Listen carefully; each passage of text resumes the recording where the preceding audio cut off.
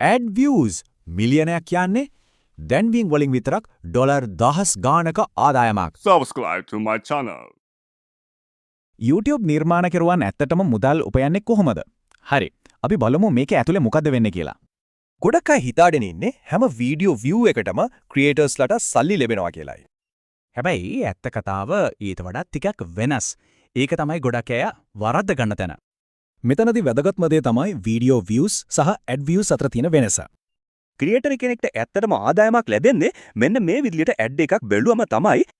ad එකෙන් එන මුදලෙන් YouTube 45ක තියාගෙන ක්‍රියේටර්ට 55ක් දෙනවා. සාමාන්‍යයෙන් ad views 1000කට ඩොලර් 2 ඉඳන් 12ක් අතර මුදලක් ලැබෙනවා. ad views ලක්ෂයක් වගේ වෙද්දි මේ ගාන ඩොලර් 120ත් 800ත් අතරට යනවා. ad views මිලියනයක් කියන්නේ දැන්වීම් වලින් විතරක් ඩොලර් 10 ගානක ආදායමක්. හැබැයි මේ ගාන තීරණය වෙන්න ලොකුම හේතුවක් තමයි කතා කරන මාතෘකාව. ඒ කියන්නේ නිච් එක. මේ විදිහට සල්ලි හොයන්න පටන් ගන්න නම් YouTube partner program එකට join වෙන්නම ඕන. හැබැයි ads විතරක් මතම යපෙන්න එක ගොඩක් අවදානම්. ඉතින් ක්‍රියේටර්ස්ලා ඊළඟ පියවරට යනවා.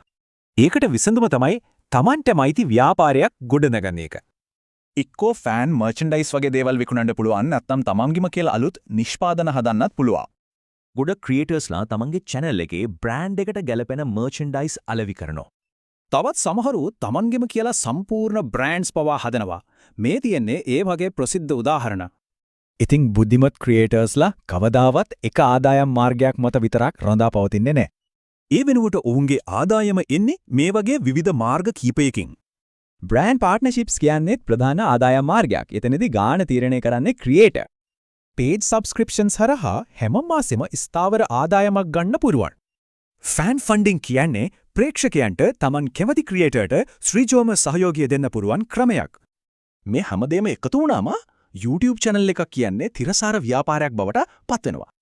එහෙනම් අහන්න තියෙන ප්‍රශ්නේ තමයි නිකම්ම නිර්මාණකරුවෙක් වෙනවද නැත්නම් ව්‍යාපාර හිමිකරුවෙක් වෙනවද? Subscribe to my channel.